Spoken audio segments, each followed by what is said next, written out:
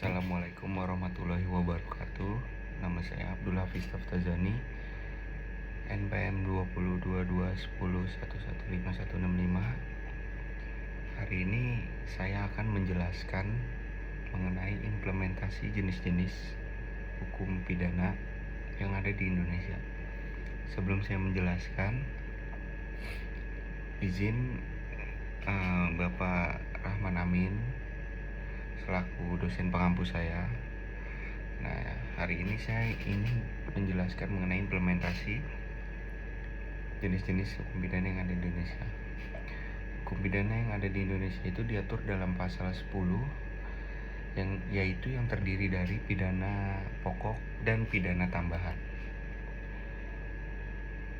Apa sih pidana pokok? Pidana pokok itu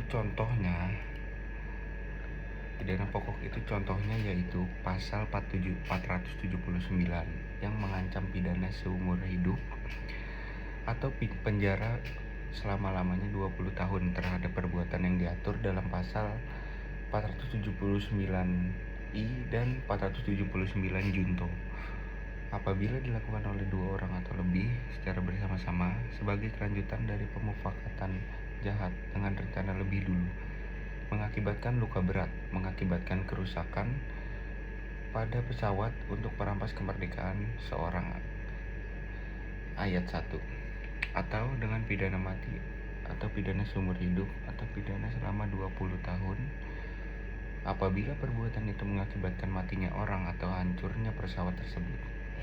Masih dalam kelompok kejahatan ini adalah kejahatan yang diatur dalam pasal 479 huruf O yang mengancam dengan pidana seumur hidup atau pidana selama 20 tahun terhadap perbuatan dalam pasal 479 huruf 1, pasal 479 huruf M, dan pasal 479 huruf N apabila dilakukan oleh 2 orang atau lebih secara bersama-sama sebagai kelanjutan dari pemufakatan jahat dengan rencana lebih dulu mengakibatkan luka berat, ayat 1, atau dengan pidana mati atau seumur hidup atau pidana selama-lamanya 20 tahun, ayat 2, apabila perbuatan itu mengakibatkan matinya orang atau hancurnya pesawat tersebut.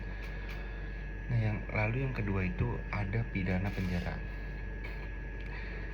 Pidana penjara itu diatur dalam pasal 12 KUHP. Ada sejumlah aturan, yaitu sebagai berikut. Yang pertama, pidana penjara dapat dijatuhkan untuk pidana seumur hidup atau selama waktu tertentu. Pidana penjara selama waktu tertentu itu paling pendek 1 hari dan paling lama 15 tahun berturut-turut. Pidana penjara selama waktu tertentu boleh dijatuhkan untuk 20 tahun berturut-turut sebagai alternatif dari pidana mati. Pidana seumur hidup, pidana penjara selama waktu tertentu. Jadi,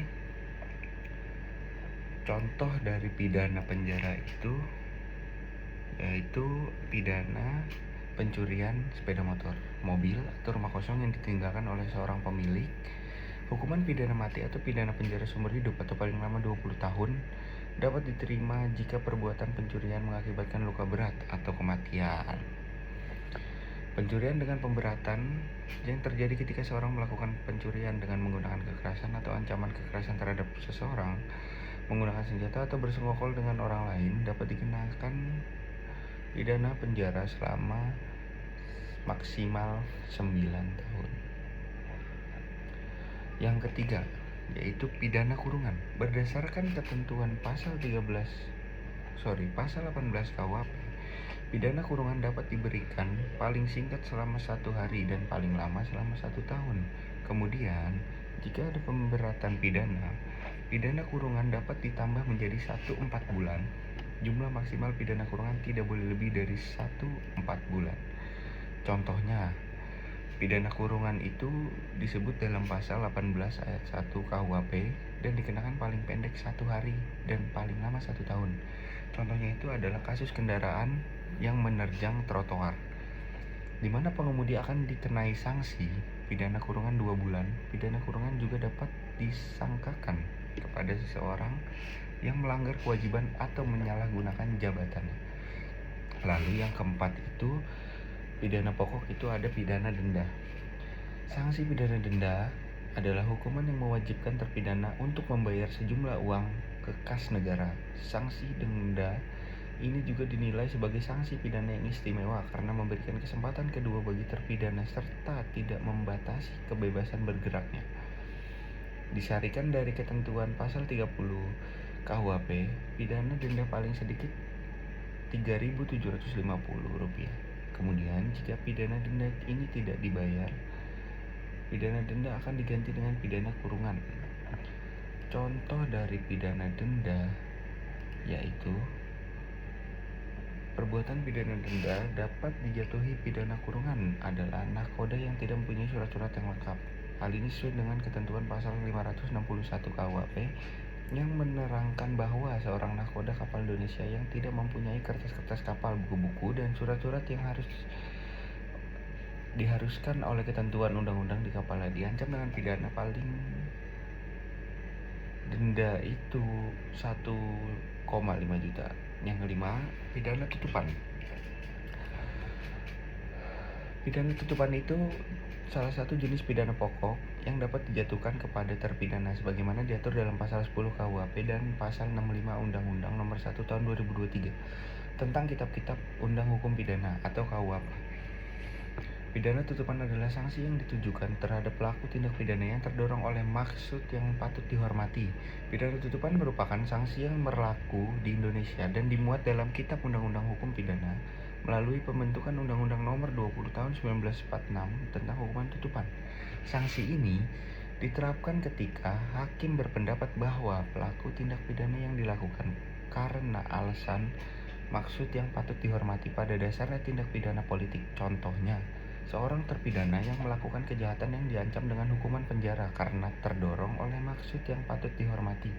Hakim dapat menjatuhkan hukuman tutupan. Pidana tutupan dapat berupa penjatuhan di tempat yang ditentukan oleh hakim seperti rumah tutupan atau lokasi lainnya. Kemudian jenis pidana yang kedua yaitu pidana tambahan. Pidana tambahan itu meliputi yang pertama, pencabutan hak-hak tertentu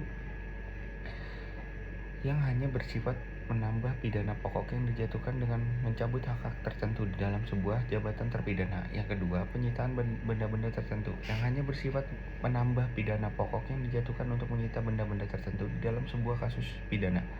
Yang ketiga, pengumuman dari putusan hakim yang menunggu hasil dari putusan yang hakim berikan berupa apa sanksi pidana yang diberikan dalam sebuah putusan yang hakim berikan. Sekian penjelasan dari saya, kurang lebihnya mohon maaf. Semoga bermanfaat untuk semuanya. Terima kasih. Wassalamualaikum warahmatullahi wabarakatuh.